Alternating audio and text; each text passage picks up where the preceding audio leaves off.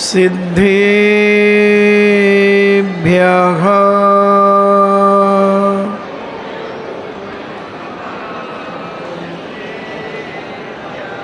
ॐ नमः सिद्धेभ्यः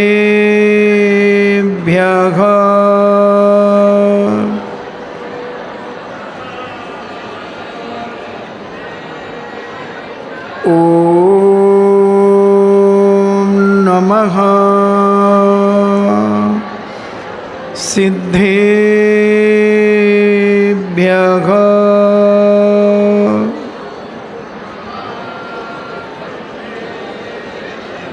इणमो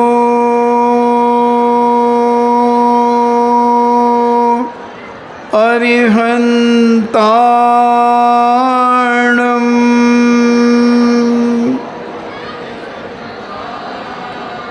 इणमो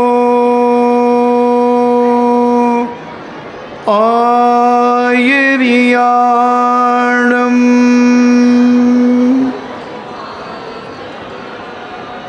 इणमो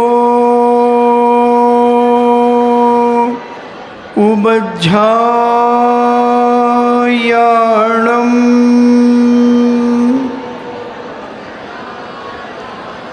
इणमो लोये सब्बेसाहूणं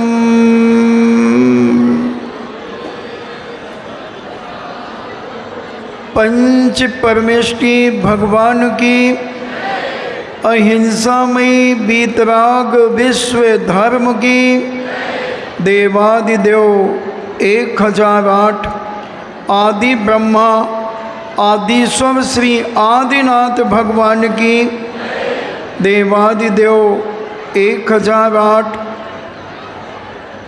श्री अभिनंदन नाथ भगवान की देवादिदेव 1008 चिंतामणि घोर उपसर्ग विजेता श्री पार्श्वनाथ भगवान की देवादिदेव 1008 शासन नायक बाल ब्रह्मचारी भगवान महावीर स्वामी की परम पूजनीय आचार्य श्रोमणि गुरुवर श्री कुंद कुंद महामुनिराज की परम पूजनीय आचार्य श्रोमणि गुरुवर श्री विद्यासागर जी महामुनिराज की परम पूजनीय मुनि श्री निर्व्यापक परम पूजनीय निर्व्यापक श्रवण मुनि श्री सुधा सागर जी महाराज की पूज्य श्री पूज्य सागर जी महाराज की उत्तम तप धर्म की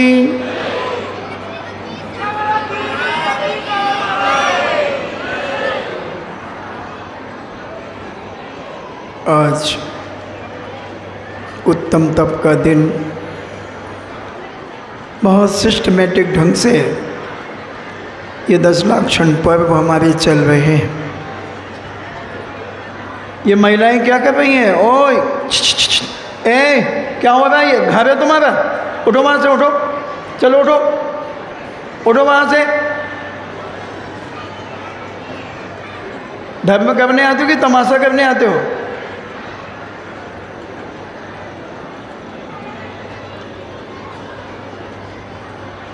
बहुत सिस्टमेटिक ढंग से हमारे 10 लाख क्षण पर्व हैं। जब तक व्यक्ति का क्रोध शांत नहीं होगा तब तक उसके अंदर नम्रता नहीं आ सकती, क्योंकि क्रोधी व्यक्ति जो भी क्रोधी होगा वो अहंकारी भी होगा।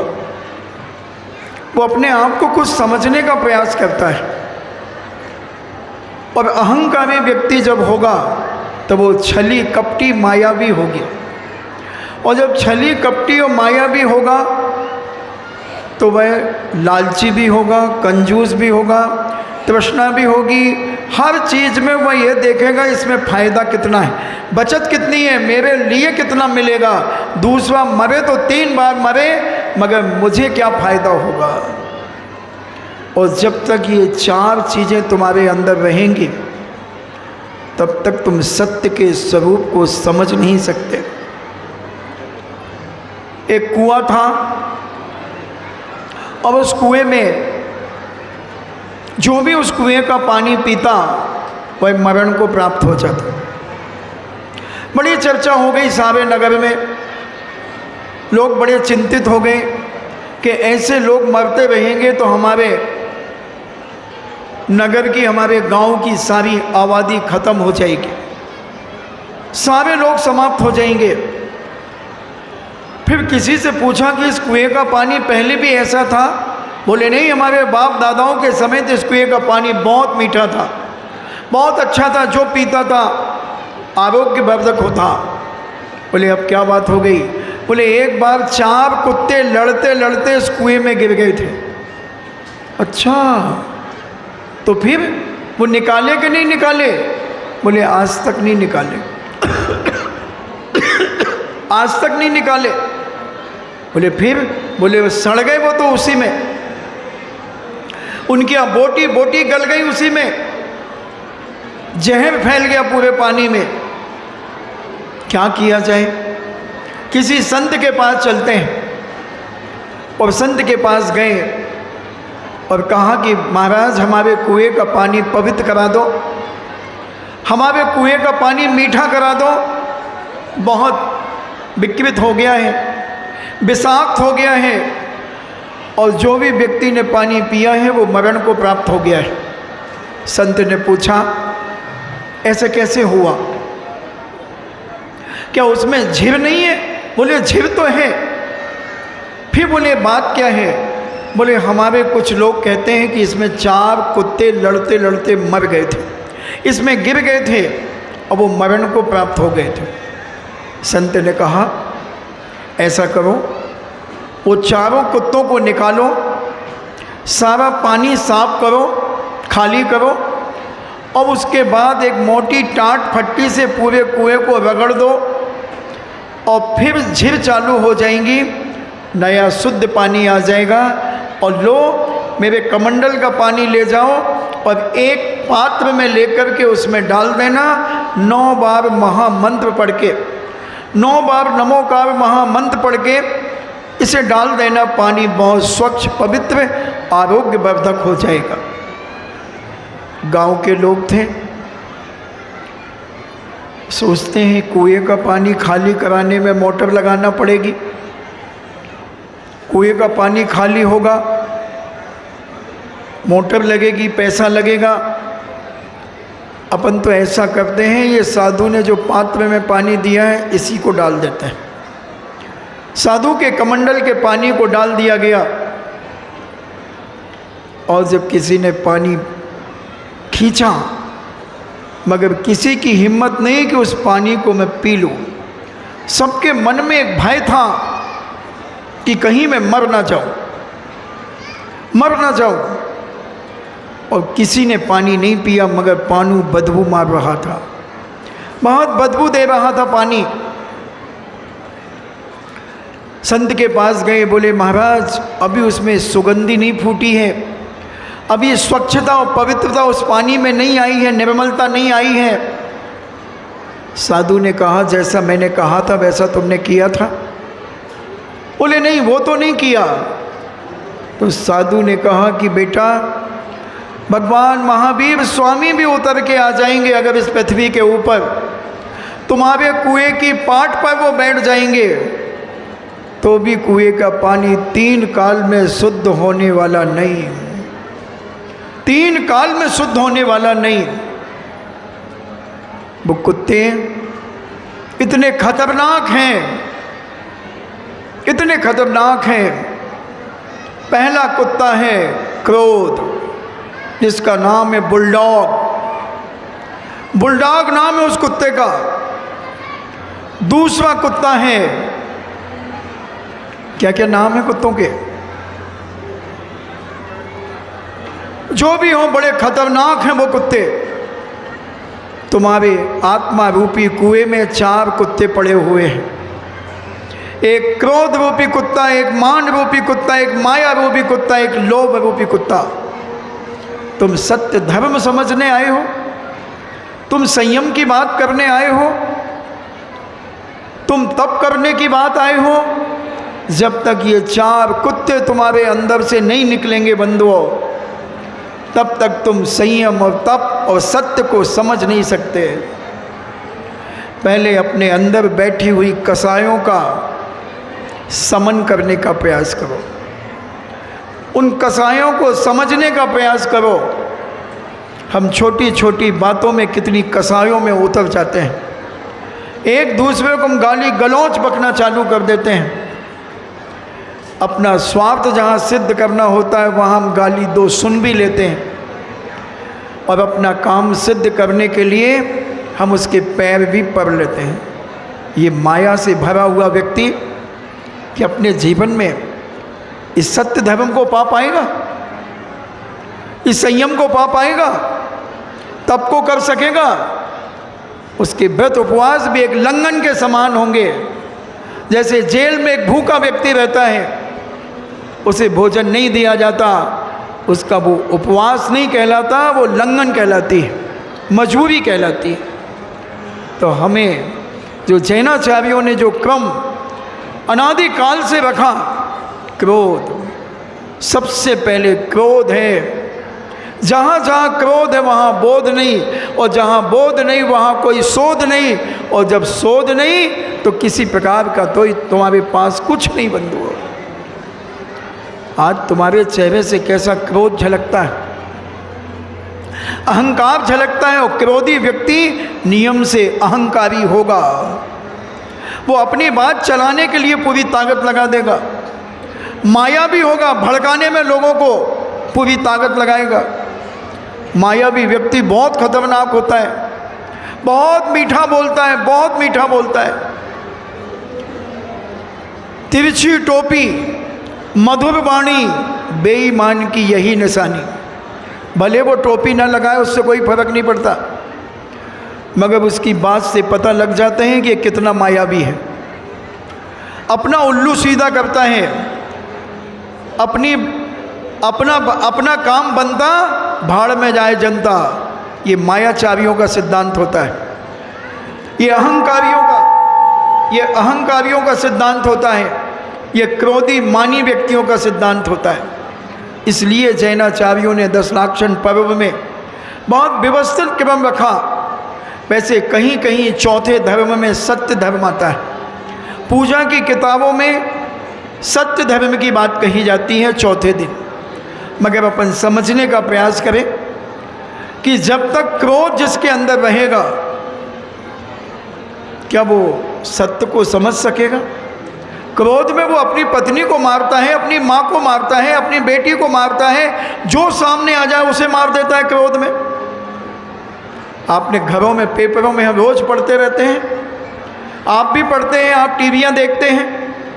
क्रोधी व्यक्ति कुछ नहीं देखता, उसके सामने जो आता है उठा करके फेंक देता है। कितने लोगों ने अपनी माँ को कुल्हाड़ी से टुकड़े टुकड़े कर दिए, कितने पापियों ने क्रोध में आकर के अपने परिवार का तहस नहस कर दिया, क्रोध में आकर के स्वयं अपनी पत्नी को जहर खिलाया, अपने बच्चों को खिलाया और स्वयं खा करके मर गए।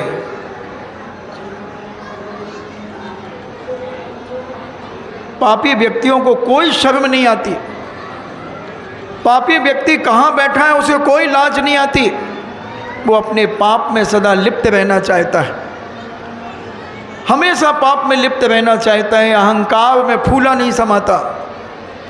और अहंकारी व्यक्ति दूसरों को हमेशा नीचा दिखाने का प्रयास करता है, दूसरों को हमेशा जलील करने का प्रयास करता है, और अपने आप को इतना साफ सुथरा और महान समझने का प्रयास करेगा कि मुझसे बड़ा इस दुनिया में कोई नहीं है, मैं ही सबसे ज़्यादा ज्ञानी और विवेकशील हूँ, मैं ही बहुत समझदार हूँ। और जो जो अपने आप को समझदार समझता है वही मझधार में डूब रहा है, वही मझधार में डूब रहा। उसके घर की स्थिति देख लो, जितने ये अहंकारी हैं, जितने अहंकारी हैं, अपने माता पिता की कितनी उपेक्षा करते हैं, माता पिता को घर से निकाल देते हैं, माता पिता बेचारे कुछ नहीं कर पाते, और वो बेचारे कहीं पर रहना, अपना जीवन का निर्वाह करने लगते हैं। काश उन्हें मालूम होता कि जिसको मैंने 9 महीने रखा है गर्भ में, ये कहीं अहंकारी हो गया और मुझे घर से निकाल देगा। अगर मैं कुछ कहूँगी कि मैंने बचपन में तुझे बेटा पाला है, पोसा है, तो कह सकता है किराया ले ले, 9 महीने का तेरा किराया कितना है, तूने मुझे गर्भ में रखा है, किराया ले ले। अहंकारी व्यक्ति कह सकता है, कह सकता है। और अहंकारी व्यक्ति कभी क्या किराया चुकाएगा? क्या माता पिता का कर्ज कोई माई का लाल चुका सकता है? एक लड़के ने अहंकार में अपनी माँ से कहा कि माँ तू हमेशा उलाहना देती है, हमेशा उलाहना देती है कि बेटा देख मैंने तेरे साथ क्या क्या किया और तू मुझे फूटी आँख नहीं देखता, क्या क्या तू मुझे सुना देता है। बेटा थोड़ा तो विवेक से काम कर, समाज में तेरी क्या नाम से तेरी थू-थू हो रही है चारों तरफ।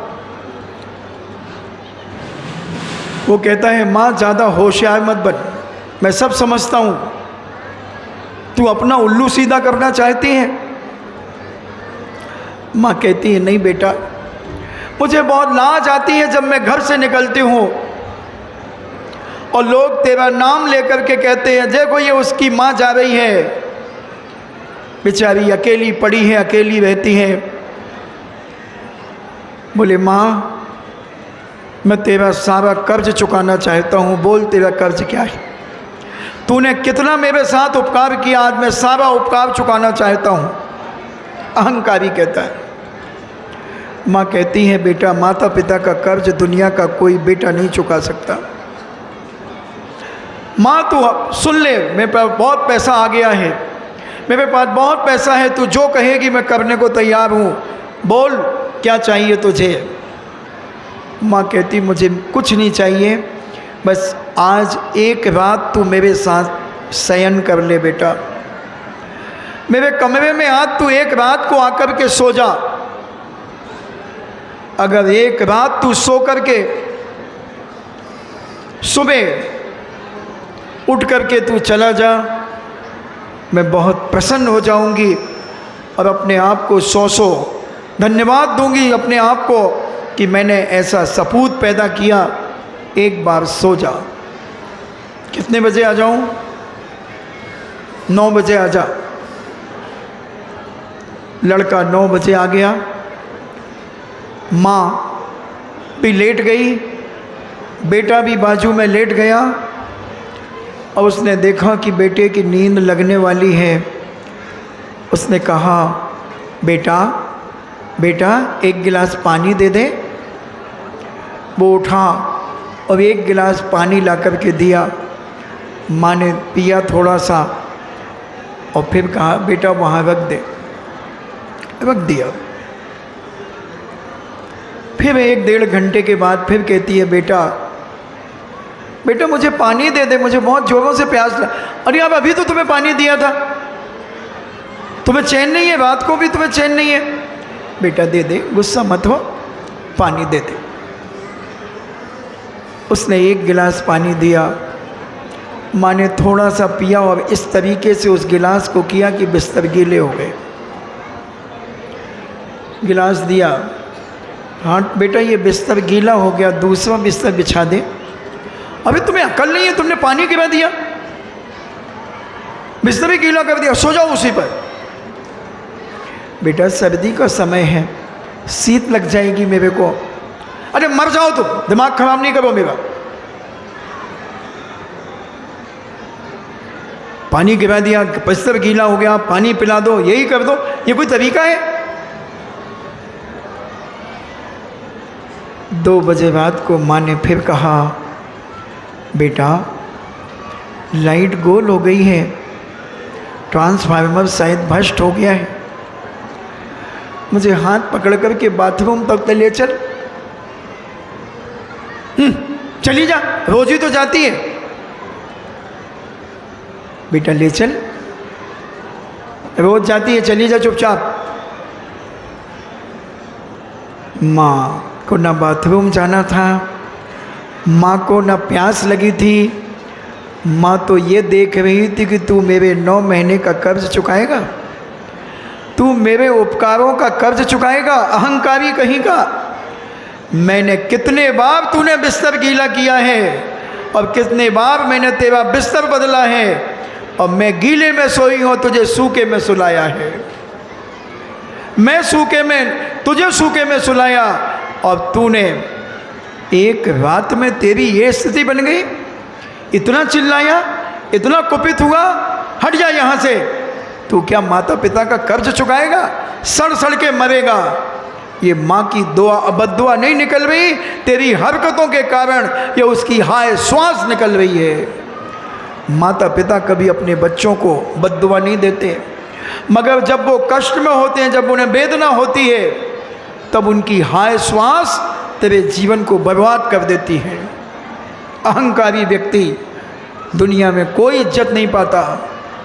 भले वो अपने आप को बहुत इज्जतदार समझे, अपने आप को बहुत प्रभावशाली समझे, मगर उसकी 2% भी उसकी वैल्यू अगर ओरिजिनल पूछी जाए तो कोई कदर नहीं करता व्यक्ति उसकी।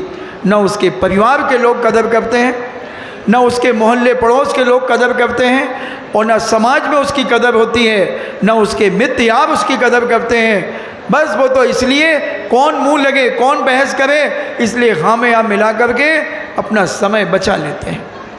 अहंकारी व्यक्ति, क्रोधी व्यक्ति के साथ अहंकार जुड़ा रहेगा, और जो अहंकारी होगा वो मायावी होगा, छली कपटी होगा, धोखेबाज होगा। बस उसका एक ही लक्ष्य रहेगा, अपना काम बनता चला जाए, दूसरे का कुछ भी हो कोई फर्क नहीं पड़ता।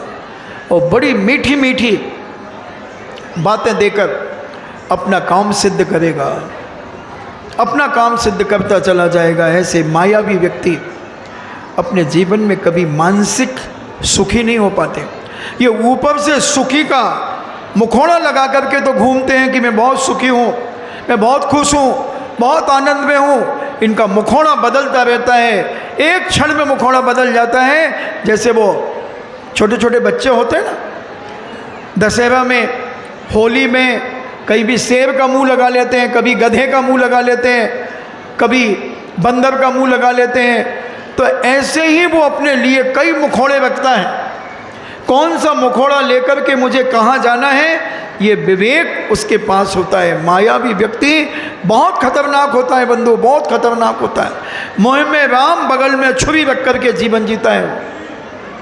बहुत मीठा बोलता है, मगर कब किसका आस्तीन का सांप बन करके रहता है बंधु। किसी के कार्य की सफलता को देखकर उसकी छाती में सांप लौटता है, किसी के कार्य की सफलता देखकर उसकी छाती में सांप लौटता है कि ये कैसे ख्याति प्राप्त कर रहा है, ये मेरा तो कहीं नाम ही नहीं आ रहा है, ये व्यक्ति कैसे उन्नति करेगा, इसका प्रभाव बन जाएगा समाज में। इसलिए कहीं ना कहीं से फूट डालो और राज करने की बात उसके जीवन में आ जाती है। मित्रता को छोड़ देता है, भक्ति छोड़ देता है, सब कुछ छोड़ करके अपना एक अहंकार, अपना क्रोध, अपनी माया से वह काम करना चाहता है। मगर मायाचारी कब तक चलती है, कब तक चलती है मायाचारी। धर्मराज युधिष्ठिर ने अश्वत्थामा हता कुंजरोवा नरोवा, ये बाद में कहा। धर्मराज जैसे के ऊपर भी उंगली उठ गई कि धर्मराज ने भी मायाचारी की। अश्वत्थामा कहना चाहिए थे कि अश्वत्थामा नाम का हाथी मरा है, क्योंकि अश्वत्थामा किसका पुत्र था, और वो इंसान था और ये हाथी भी था। स्पष्ट करना था, स्पष्ट करना था।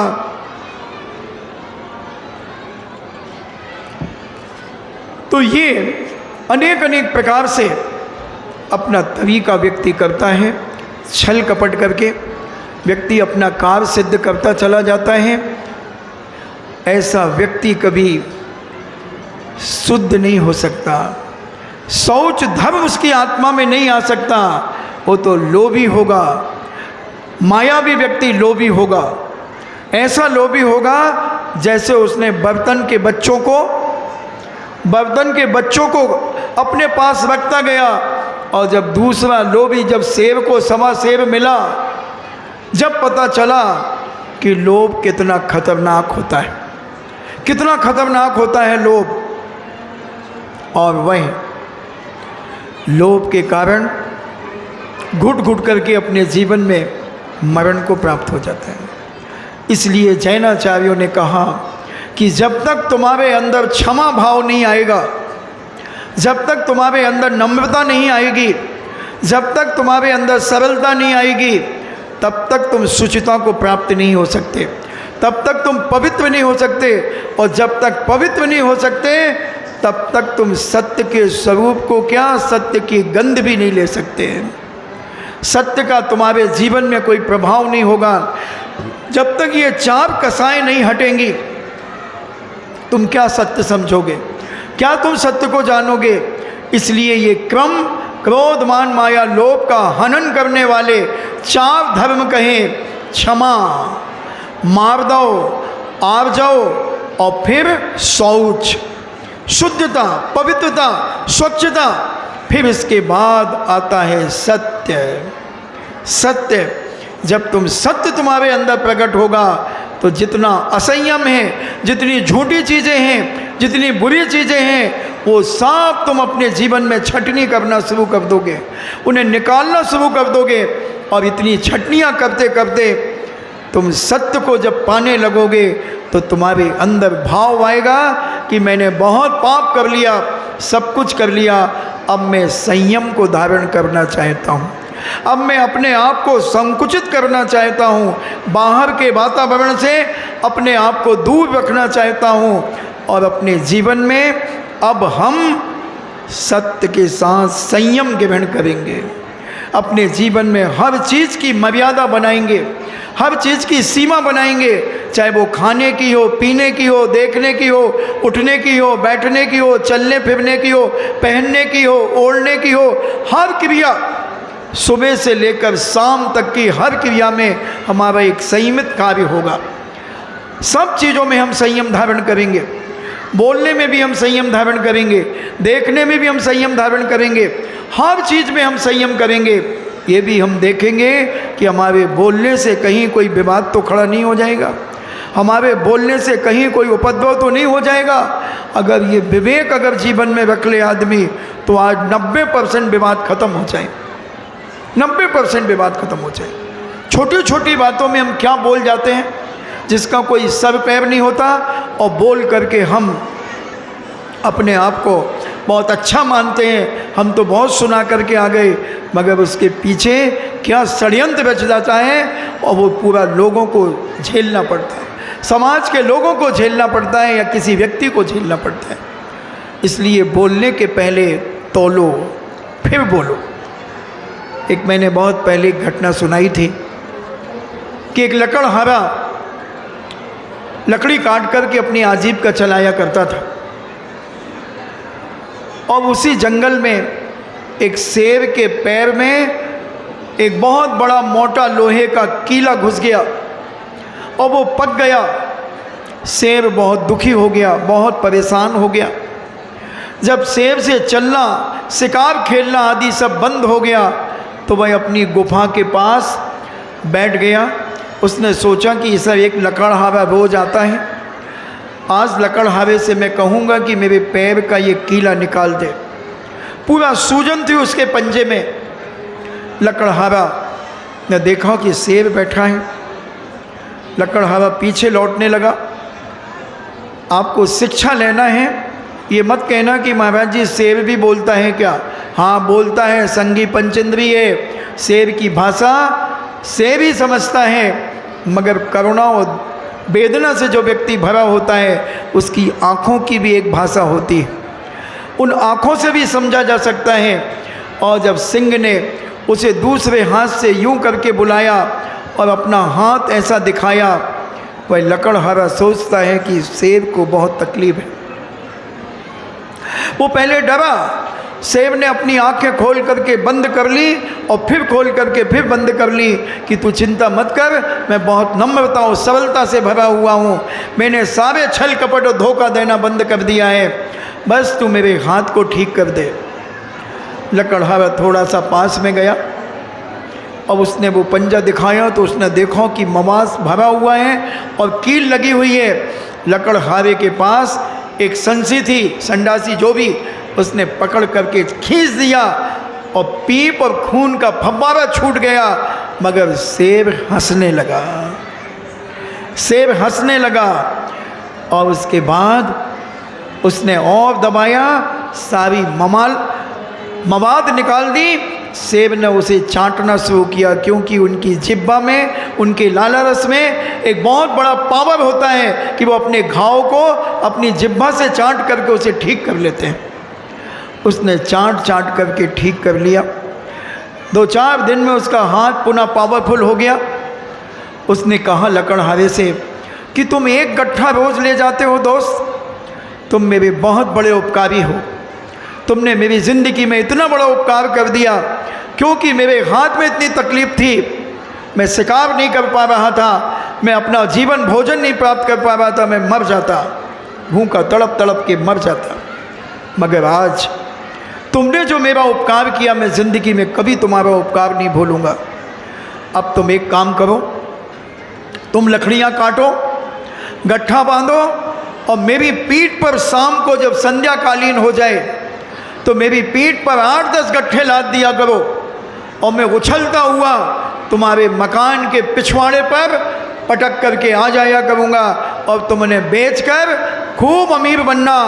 मेरा उपकारी अगर अमीर बनता है तो मुझे बहुत आनंद आएगा, बहुत खुशी होगी, क्योंकि जिसने मेरे जीवन में उपकार किया हो, जिसने मुझे इतनी मजबूरी में मुझे ला करके ऊंचाइयां दे दी हों, उस व्यक्ति का उपकार कौन नहीं चाहेगा।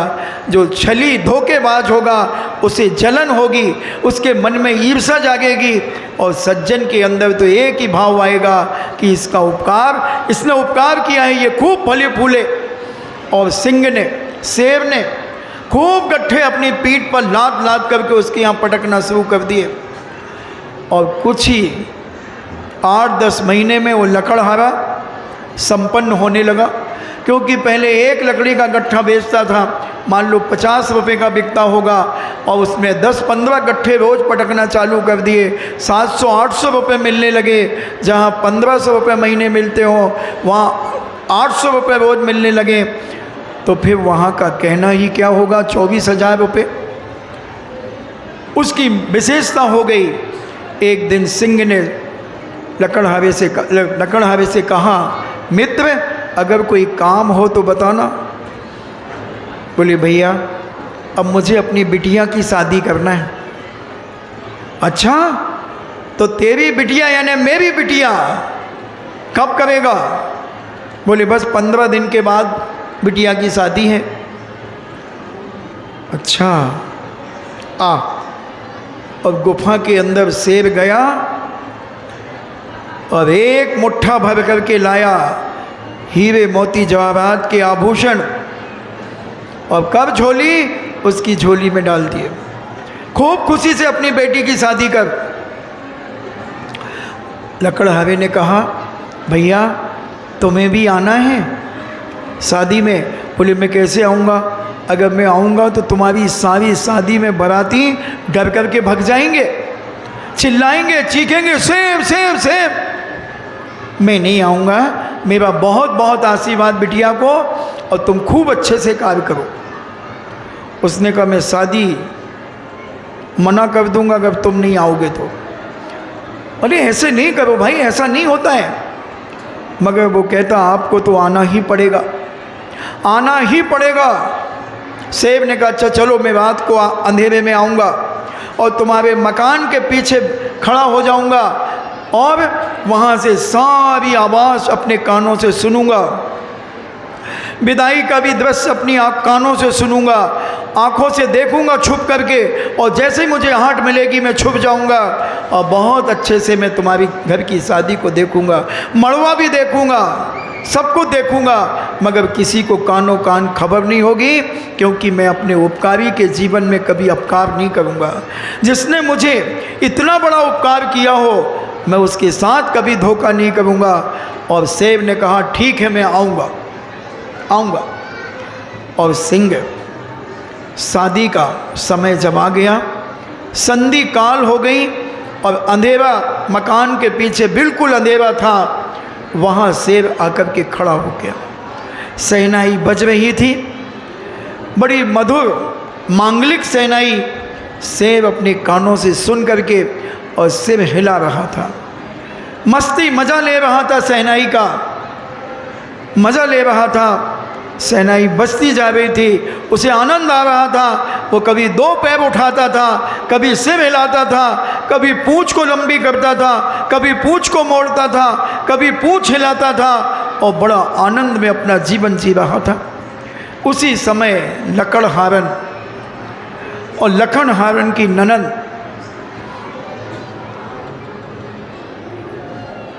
एक नंबर करने के लिए पीछे आई। समझ गए ना? एक नंबर करने के लिए पीछे आई। और लकड़हारन को तो सारी स्थिति मालूम थी, तो उसकी ननद थोड़ी सी डरी, बोली सेब साइज सेब दिख रहा है। बोले है वो तो गीदड़ है, चल तू तो। और वो दोनों चली गई और सेब यहाँ से लौट गया। शेर लौट गया। अब अपने जंगल में जाकर के इतना रोया, फूट फूट करके उसके आंसू गिरे। जमीन गीली हो गई, जमीन गीली हो गई। इतना वेदना, इतना दुख हुआ उस शेर को कि मुझे गीदड़ कहा, मुझे गीदड़ कहा। बहुत रोया। 8 दिन के बाद जब किसान लकड़ी काटने के लिए गया, शेर कहता है इधर आओ, तुम्हारी इस कुल्हाड़ी में धार है कि नहीं? बोले है। बोली ये कुल्हाड़ी मुझे मारो, ये कुल्हाड़ी मुझे मारो, मेरे पैर में मारो, मेरा पैर काट दो। लकड़हारा कहता है भैया कैसी बात कर रहे हो, कैसी बात कर रहे हो भैया? तुमने इतना उपकार किया, मगर तुमसे एक शिकायत है हमें, और तुम हमसे पैर कटवाने की बात कह रहे हो। तुम शादी में क्यों नहीं आए मेरी बेटी की? बोले जबान संभाल करके बोलना, मैं तुम्हारी बेटी की शादी में गया था और मैंने संगीत सुना, मैं नाचा, खूब नाचा, 2 पैर से नाचा, पूंछ हिलाई, मुंडी हिलाई, खूब हंसा। बोले तुमने खबर क्यों नहीं की? मैंने कहा कि अगर मैं अपनी खबर कर दूंगा तो तुम्हारे कार्य में रंग में भंग हो जाएगा, इसलिए मैंने खबर नहीं की। मैंने कहा था मैं आऊँगा, मैं जवान का पक्का हूँ, मैं बेईमान और धोखेबाज नहीं हूँ, मगर मुझे टी से मुझे वेदना है। तुम अपनी कुल्हाड़ी मेरी जंघा में मारो, मेरी जंघा में मारो, नहीं तो मैं तुम्हें खा जाऊँगा, मैं तुम्हें खा जाऊँगा। बोले बात बताओ क्या है? बोले पहले मारो, नहीं तो मैं झपटता हूँ, 1 सेकंड नहीं लगेगा, अभी तेरे मौत के घाट उतार दूंगा। लकड़हारे ने उसके पैर में एक कुल्हाड़ी मारी। बोले अब जाओ, 15 दिन के बाद आना, फिर बताऊंगा मैं। और 15 दिन में उसने चाट करके अपने पैर का घाव ठीक कर लिया। 15 दिन के बाद जब लकड़हारा आया तो बोले बताओ अब क्या है? बोले लकड़हारे भैया कुल्हाड़ी का घाव तो भर गया, मगर तुम्हारी पत्नी ने जो मुझे गीदड़ कहा था वो घाव आज भी हरा है और आज भी खरा उतरा है। वो घाव मेरा आज भी दर्द कर रहा है। उसने जो लांछन मुझे लगाया, उसने जो मुझे बदनाम करने के लिए जो बात कही, वो वेदना कभी समाप्त नहीं होगी। लकड़हारा कहता है मेरी पत्नी ने ऐसा कहा? बोले हाँ, वो बहुत अहंकार में आ गई है, क्योंकि पैसा बढ़ गया है, पैसा बढ़ गया, वो क्रोधी हो गई है, वो मानी हो गई, वो मायाचारी से भरी है, वो लोभ से भरी है, इसलिए वो सत्य को क्या जाने, वो सत्य को क्या जाने। ये कहानी केवल सेब और लकड़हारे की नहीं है बंधुओं, ये घर घर की कहानी है। ये घर घर की कहानी है। आज तुम्हारे घर के बोलचाल क्या हो गए हैं? माता पिता से कितनी निकृष्टता से बोलते हो तुम, कैसे जवाब देते हो तुम, तू करके बोलते हो, गालियां तक बक देते हो। विचार करना बंधुओं, कहानी तो एक सहारा होती है बात को आगे बढ़ाने के लिए, मगर बात श्रावक और श्राविकाओं के ऊपर होती है। और जब सत्य जिसके अंदर आ जाता है, वो सत्य को समझता है, वो अपेक्षा को समझता है, वो स्यादवाद और अनेकांत को समझता है और अपने जीवन में उस स्यादवाद और अनेकांत के बल पर अपने जीवन को चलाता चला जाता है। और जब सत्य उसकी आत्मा में समझ में आता है तो संयम उसके रग रग में विद्यमान होता है, हर कार्य उसका विवेकपूर्ण होता है, संयमित होता है। घर से निकलता है तो सबसे पहले अपना पल्ला ढाक करके निकलेगा। अगर महिला है तो विचार करेगी कि कोई मुझे दुष्चरित्रिणी न समझ ले, कोई मुझे लोफर न समझ ले, कोई मुझे दुराचारणी न समझ ले, क्योंकि जब मेरा पल्ला खुला रहेगा तो मेरा पूरा शरीर खुला रहेगा और कोई मन चला देखकर कहीं अपने मन में पाप पैदा ना कर ले, मेरे निमित्त से उसके मन में पाप आ जाए। इसलिए शीलवती नारी बहुत संयमित होती है, संयम से युक्त होती है। और जिसको शील की चिंता नहीं है उसके बारे में मैं कुछ कह नहीं सकता कि वो क्या क्या कर सकती हैं, कैसी घूम सकती हैं, कैसी फिर सकती हैं, कितने बजे तक फिर सकती है, किस भेष में फिर सकती हैं, क्या क्या कहूँ मैं, कैसे कैसे कपड़े पहन करके, चड्डियाँ पहन करके आज महिलाएं घूम रही हैं बाजारों में। क्या इनका चरित्र होगा? क्या इनके जीवन में संयम होगा? हम तो 9 इंची के पैर से सारे भारत को नापते हैं, कश्मीर से कन्याकुमारी तक, कन्याकुमारी से कश्मीर तक भारत एक है। और जहाँ देखो आज ये पाप, दिन प्रतिदिन अत्याचार और असंयम दिन दूना रात चौगुना बढ़ता चला जा रहा है। ये पैसा हमारे घर को बर्बाद कर रहा है, बर्बाद कर रहा है। कैसे कपड़े, लज्जा नहीं आती उन्हें, इतने पतले इतने पतले कि पूरा शरीर दिख रहा है, ऐसे जाली नुमा कपड़े। क्या संयम इनके जीवन में रहेगा? जिसके रग रग में वासना भरी है, जिसके रग रग में पाप भरा हुआ है, वो व्यक्ति क्या अपना जीवन की पवित्रता बनाएगा और क्या आने वाली पीढ़ी को वो संयम की बात सिखाएगा? न खाने में संयम, न पीने में संयम, न देखने में संयम, न उठने में संयम, न बैठने में संयम, न चलने में संयम, कहीं तो संयम नहीं है हमारा। और अगर कोई संयमित रहे, अगर कोई संस्कारवान बहू बिटिया संयमित रहना चाहे तो दूसरे लोग उसे आग लगाते रहते हैं, तू तो पुराने ज़माने की है, तू तो बैकवर्ड है, तू ऐसे कैसे रहती है? हम लोग तो देखो जीन्स पहनते हैं, टॉपर क्या बोलते हो, टी शर्ट पहनते हैं हम तो। अब ये हैं विनाशकारी, ये बर्बाद तो हो ही चुकी हैं। ऐसा लोग बताते वो कौन सा वो मोबाइल में चलता, इतने गंदे गंदे चित्र तुम्हारे आते हैं उनमें। वो क्या होता है, वो इंस्टाग्राम,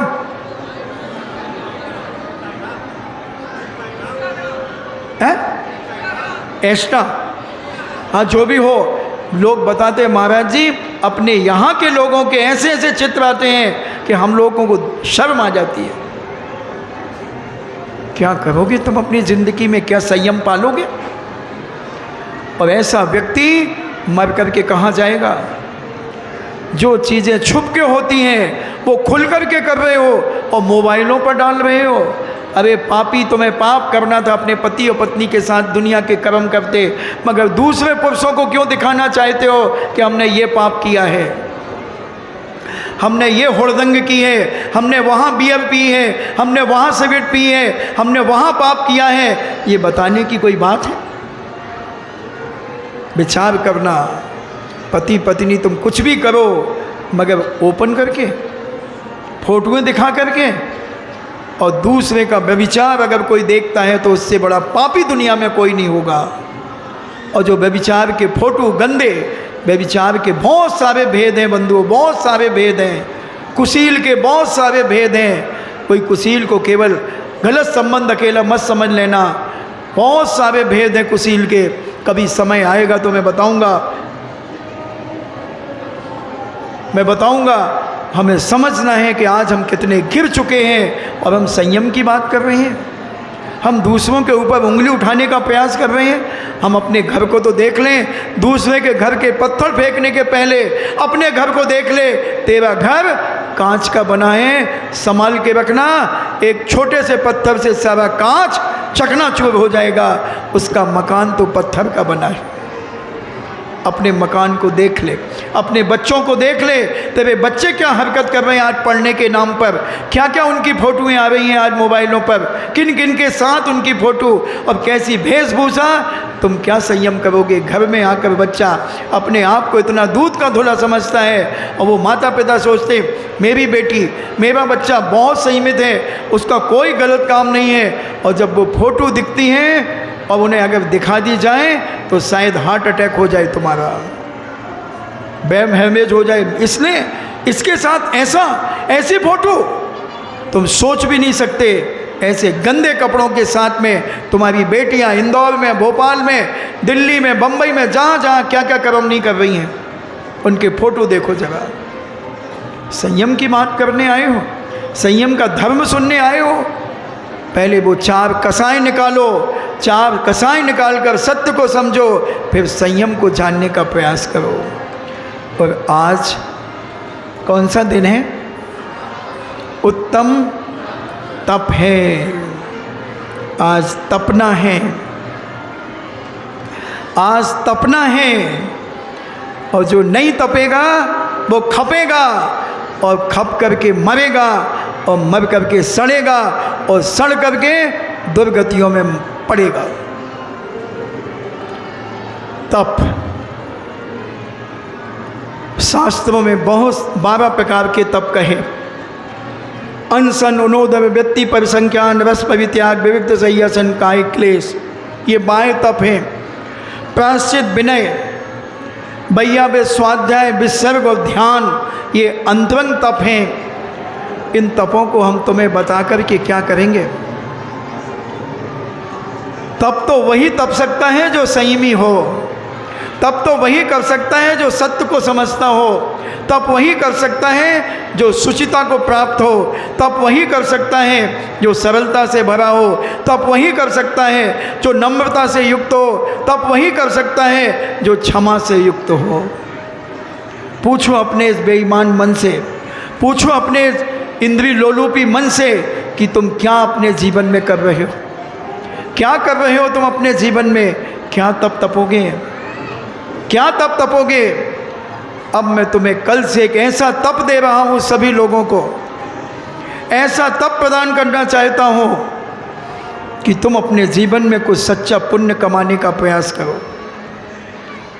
सच्चा पुण्य कमाओ।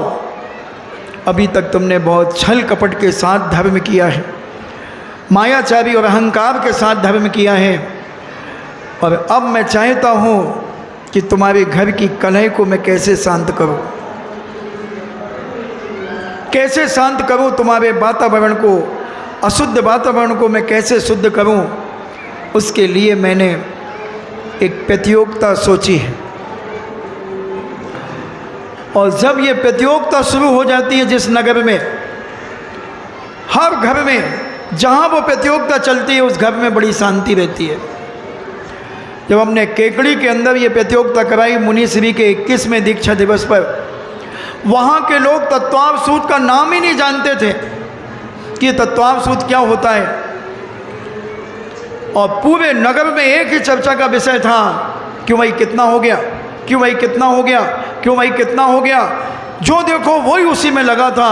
और लोग आते बोले महाराज जी घर में ऐसी शांति है, ऐसी शांति है। श्रीमती भी तत्वाव सूत लिख रही है, बेटी भी लिख रही है। बस मैं तो भोजन बन जाता है और भोजन रख दिया जाता है, मैं अपने हाथ से निकाल करके खा लेता हूँ। कई बार तो बर्तन भी मुझे मांजना पड़ते हैं, कई बार तो कपड़े भी मुझे धोना पड़ते हैं। वो कहती है अगर मैं बर्तन मांजूंगी उतनी देर में मैं 3 अध्याय लिख लूँगी, और अगर भोजन तुम ही बना लो ना प्लीज़ आज, बना लो बना लो बना लो, मुझे अभी पूरा करना है। और वो लिखती रहती, मैं भी भारत का नक्शा बना करके रोटी का, वैसे तो रोटी जम्बू द्वीप की बनती है गोल, जम्बू द्वीप का नक्शा कैसा है? गोल।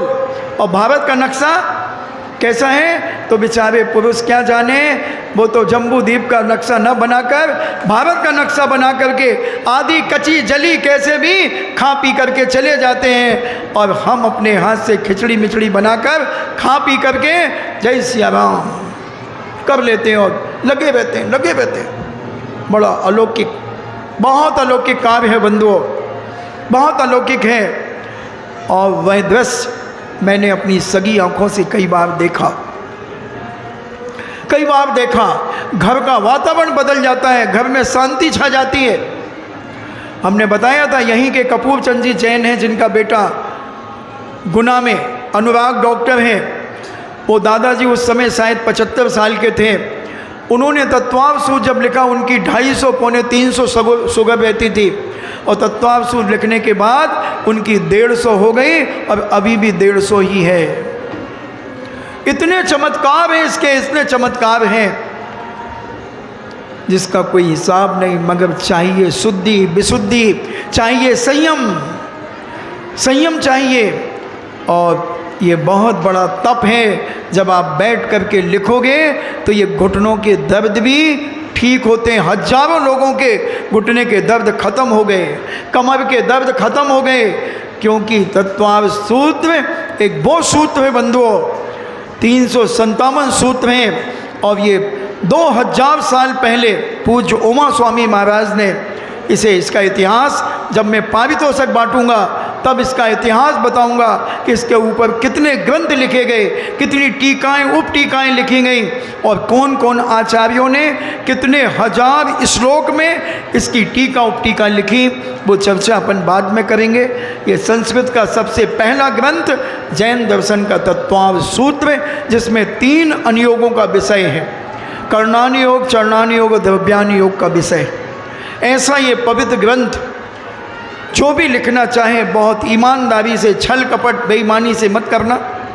ये बड़ी बड़ी तपस्या, तुम व्रत उपवास नहीं कर सकते, कोई बात नहीं, मगर ये तप तुम अपने जीवन में कर सकते हो। अच्छी दरी बिछाओ, चटाई बिछाओ, चौकी लगाओ और लिखना शुरू करो। मुंह साफ करके लिखना, कुछ खा करके मत लिखना, कुल्ले आदि करके लिखना, पैर हाथ धो करके लिखना। फिर इसके चमत्कार तुम मुझे आकर के बताओगे, मैं तुम्हारे हाथ से कॉपी में लिखवाऊंगा, और जब पारितोषिक बांटूंगा तब पब्लिक को सुनाऊंगा। ईमानदारी, तप, तुम अनशन, उनोदर, व्यक्ति परिसंख्यान, विविध सय्यासन, काय क्लेश, इनकी परिभाषाएं मैं बहुत शॉर्ट में बता देता हूँ। अनशन का अर्थ होता है उपवास, उपवास करना। 4 भुक्ति का त्याग प्रोषदोपवास माना जाता है, 2 भुक्ति का त्याग प्रोषद माना जाता है, उपवास माना जाता है। अनशन, उनोदर, भूख से कम खाना, उसे उनोदर कहते हैं। जैसे मान लीजिए 4 रोटी आपकी भूख है, पौने 4 रोटी खाना, या एक इतना टुकड़ा भी कम खाना, वो भी आपका उनोदर तप में आता है। और सबसे श्रेष्ठ उनोदर, 1 बूंद गिलास में लेकर मुंह में टपका ली, ये भी सबसे श्रेष्ठ उनोदर माना जाता है। चावल का 1 दाना मुंह में डाल करके पानी पी करके गुटक गए, और उसके बाद 4 प्रकार के आहारों का त्याग कर दिया, ये उनोदर कहलाता है। अनशन, उनोदर। व्यक्ति परिसंख्यान, विशिष्ट विधि लेना, अपने आप के पुण्य की परीक्षा करना कि मुझे आज आहार मिलेगा कि नहीं मिलेगा, उसकी परीक्षा करना। अटपटी विधि लेना, जो थोड़ी मुश्किल से मिले। जैसे पूज्य शांति सागर जी महाराज ने एक विधि ली कि बैल के सींग में गुड़ लगा होगा तो मैं आहार करूँगा। 7 दिन के बाद वो विधि मिली।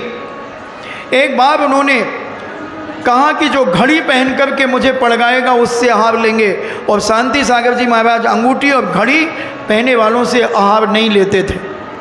कटनी की घटना है, 1928 में चातुर्मास चल रहा था। पूज्यवर निकले आहार के लिए, पूरा राउंड लगाया, विधि नहीं मिली। दूसरा राउंड लगाया, विधि नहीं मिली। तीसरे राउंड में पंडित जगन मोहन लाल जी शास्त्री भी वहीं थे, अच्छे विद्वान थे। तो उन्होंने घड़ी उतार करके अपनी दुकान पर रख दी थी। अब देखा कि महाराज तो पता नहीं कहाँ चले गए, अब क्या लौट के आएंगे। और वो बैठे थे, इतने में किसी ने कहा महाराज आवे, महाराज आवे। वो हाथ में घड़ी लिए थे और घड़ी लेकर के पड़गाना शुरू कर दिया और महाराज उनके सामने खड़े हो गए, विधि मिल गई। एक बार मिट्टी के बर्तनों की विधि, गीले कपड़े की विधि, जनवरी के माह में जो गीले कपड़े पहन करके पड़गाएगा, वैसे ही कोट और सूट पहन करके ठंड लगती है और गीले कपड़े पहन करके पड़गाना। महाराज जी निकले, एक दिन विधि नहीं मिली, दूसरे दिन तो बरसाती मेंढक बहुत सारे पैदा हो जाते हैं, बहुत सारे नेता और बदबू देता। एक इंसान खो गया है, कहीं नेता तो नहीं हो गया। तो ऐसे बहुत सारे पैदा होते हैं। महाराज जी को विधि नहीं मिल रही, महाराज को विधि नहीं मिल रही, हटो हटो हटो हटो। 7 दिन हो गए, अब सारे चौके, 1000 चौके लग गए, विधि नहीं मिली। एक बेचारा छोटा सा दुकानदार था, सुबह से चाय पत्ती शक्कर गुड़ बेच करके आता था और पड़गाहन करते समय आ जाता था घर में। और वो अपने घर में नहा धो करके धोती दुपट्टा पहन करके पड़गाने के लिए आ ही रहा था। इतने में एक नेता अटो उसको छू लिया। उसने, अभी तुमने छू लिया भैया, कैसे आदमी हो तुम, हमारे पास और कपड़े ही नहीं है और ठंड का समय। फिर भी उसका मन नहीं माना, उसने कहा कि मैं तो पड़गाहन करूँगा। और जाकर के बाल्टी में कपड़े निचोए और फटकारे और पहन लिए, और गीले कपड़े वाला और ठंड में अलग ही दिखेगा, ओह स्वामी नमोस्तु नमोस्तु नमोस्तु। और महाराज जी ने जो देखा कि वो गीले कपड़े अब उसके सामने जाकर के खड़े हो गए। कभी कभी कुछ बुरा भी अच्छे के लिए होता है। तो ऐसी वृत्ति पर संख्यान विशिष्ट विधि लेना, अपने पुण्य की परीक्षा करना, मगर गुरु को भी नहीं बताई जाती कि वो हमने कौन सी विधि ली है। अनशन उन्होंने व्यक्ति पर रस परित्याग, 7 रसों में से कभी भी कोई, कभी मीठे का, कभी नमक का, कभी घी का, कभी दूध का, कभी शक्कर का, कभी दही आदि का, ऐसे त्याग करना। अनशन उन्होंने व्यक्ति पर अनशन उन्होंने व्यक्ति पर संज्ञान रस परित्याग विविध शय्यासन, एकांत में शयन करना जहाँ किसी का भी आवागमन ना हो, पशुओं का भी आवागमन ना हो, महिलाओं पुरुषों का आवागमन ना हो, किसी को नहीं, बिल्कुल एकांत में जाकर के सोना, ये विविक्त शय्यासन कहलाता है। अब कौन सा बचा महाराज, हमें तो पता ही नहीं, आप ही बता जाओ। अनशन उन्नोदय व्यक्ति परिसंख्यान रस परित्याग विविध शय्यास काय क्लेश, शरीर को ऐसी आसन लगा करके बैठ जाना, कभी वीर आसन से बैठ जाना, कभी घुटने के बल बैठ जाना, कभी खड़े हो जाना, और ध्यान में जैसे बाहुबली 1 साल तक खड़े रहे। ऐसे कायो सर्ग, ऐसा काय क्लेश, क्लेश कष्ट देना थोड़ा सा शरीर को, ऐसे ध्यान करना। ये बहिरंग तप होते ही हमें सब दिखते हैं, इसलिए इन्हें बहिरंग तप कहते हैं।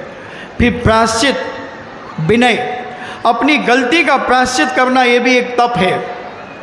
अपन बड़ी बड़ी गलतियां तो पचा जाते हैं और छोटे छोटे, महाराज जी हमने कल अनछना पानी पी लिया था महाराज जी, उसका प्रायश्चित दे दो। अच्छा हाँ महाराज जी, तुम तो परसों वो बिस्कुट खा रहे थे। हाँ महाराज जी, तो फिर उसमें तो मांस डला हुआ है बेटा, उसका प्रायश्चित नहीं लिया तुमने। तुम पेटीज, क्या बात, पेटीज खा रहे थे, उसमें तो अंडा मिला होता है। तुम तो जेल खा रहे थे बेटा, जैम खा रहे थे बेटा तुम, ये भी सब मांस से युक्त है। Krackjack, Monaco, Parle glucose, Good Day biscuit, क्या क्या तुम खाते हो, और तुम बिना छने पानी का प्रायश्चित कर रहे हो। अब इन पापों का प्रायश्चित कौन करेगा? ऐसा नहीं, प्रायश्चित तो हर चीज का, उसके बाद वो गलती दोबारा नहीं होगी। प्रायश्चित विनय, अपने से बड़ों का भी विनय और अपने से छोटों का भी विनय। महाराज जी छोटों का विनय कैसे करें? छोटों का विनय ऐसे करें। वो आते हैं, उनको मुस्कुरा दिया, आगे बेटा, अगर तुम्हारे घर की बात कर रहा हूँ, आगे, हाँ ठीक है। ये छोटों का विनय हो गया, उनसे पूछ लिया।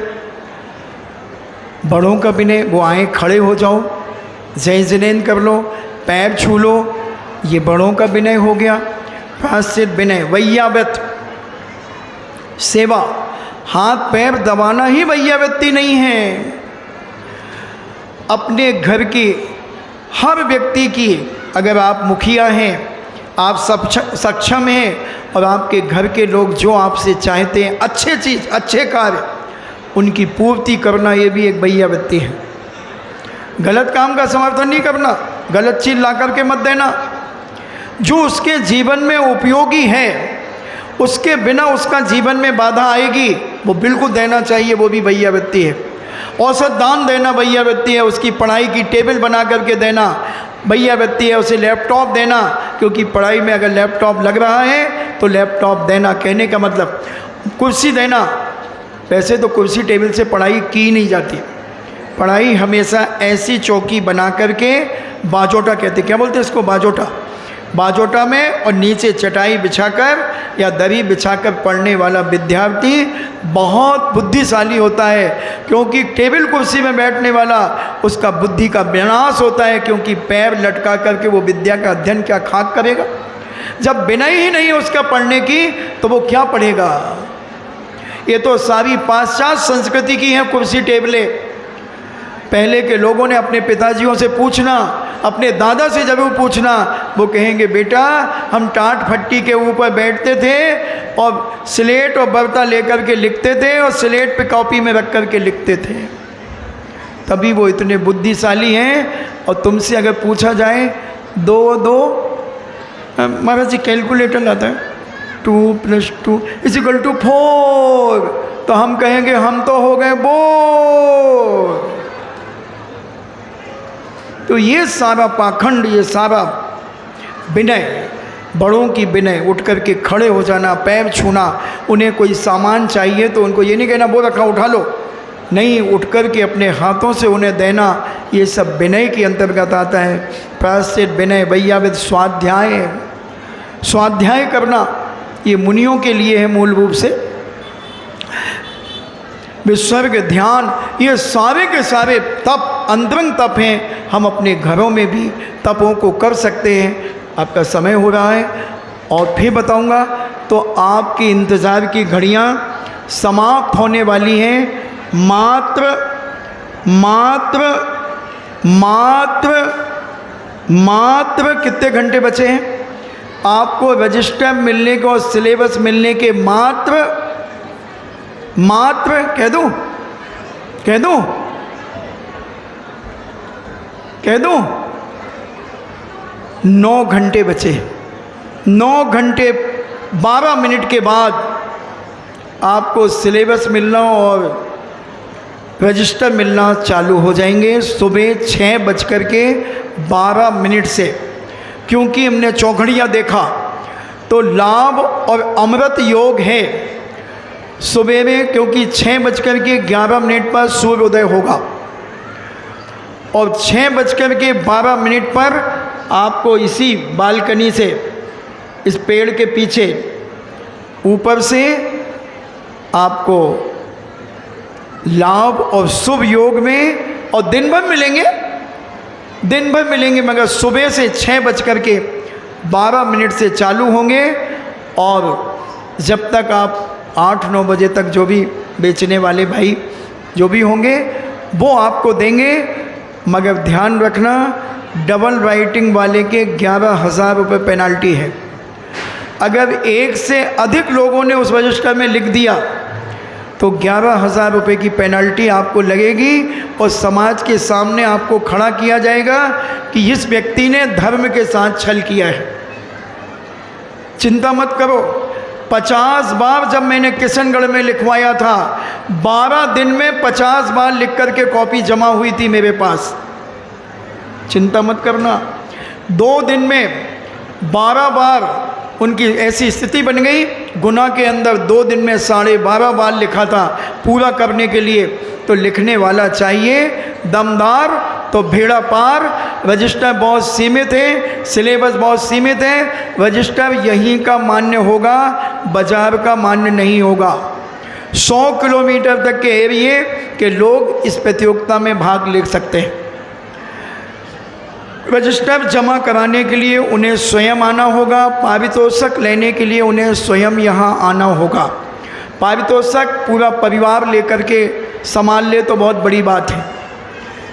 अभी वो एक किशनगढ़ में इस महिला ये बैठी एक चश्मा लगा करके, इसने 50 बार लिखा था किशनगढ़ में, और कितना प्राइज़ मिली थी शायद उसके पति पत्नी दोनों भी नहीं संभाल पाए थे। बोल, ऐसे बहुत सारे लोग हैं। तो हम अपने जीवन में कुछ ऐसा पुण्य कमाने का मौका, ये चतुर्मास इसलिए आते हैं कि तुम्हें कुछ धर्म से जोड़ा जाए, तुम्हारे जीवन में कुछ ऐसी तपस्या का फल तुम्हें मिले।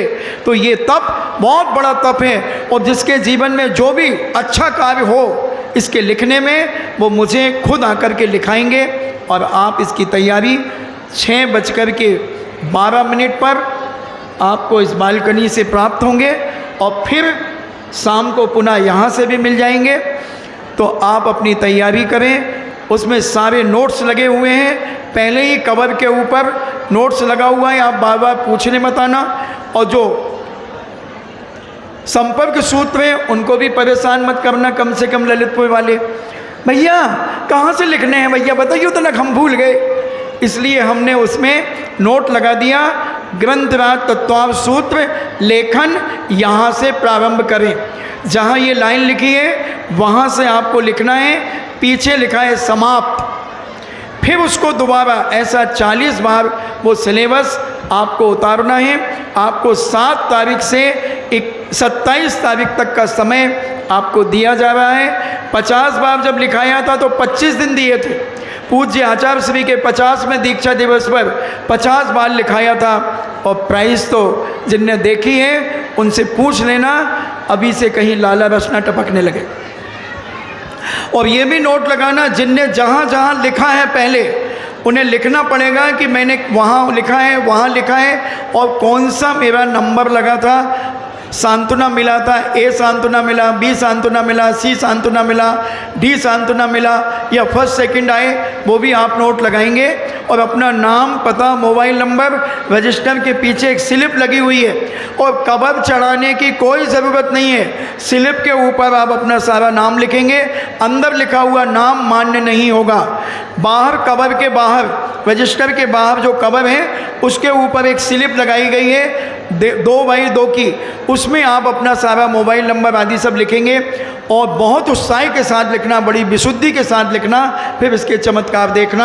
आपका समय हुआ तो हम ये तप को तपें। और ऐसा कोई ज़रूरी नहीं कि एक घर में एक ही लिख सकता है, जितने चाहें, जिनकी मर्जी हो वो लिखें, और आपको सुबह वो प्राप्त होगा। यहाँ से आप उसे लें। 2 रजिस्टर होंगे, 606 पेज के रजिस्टर हैं, 606 पेज के रजिस्टर हैं, वो आपको यहाँ पे प्राप्त होंगे। आप उन्हें ग्रहण करें।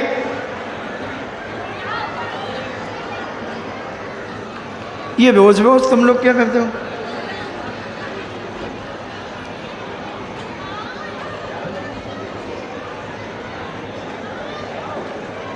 तुम लोग बैठना, हम जिनवाणी करके चलते हैं। बैठे बैठे जिनवाणी कर लो। जिनवाणी के ज्ञान से सूझे लोकालोक, सोवाणी मस्तक धरो सदा दे तू धोक। 9 बार नमो का।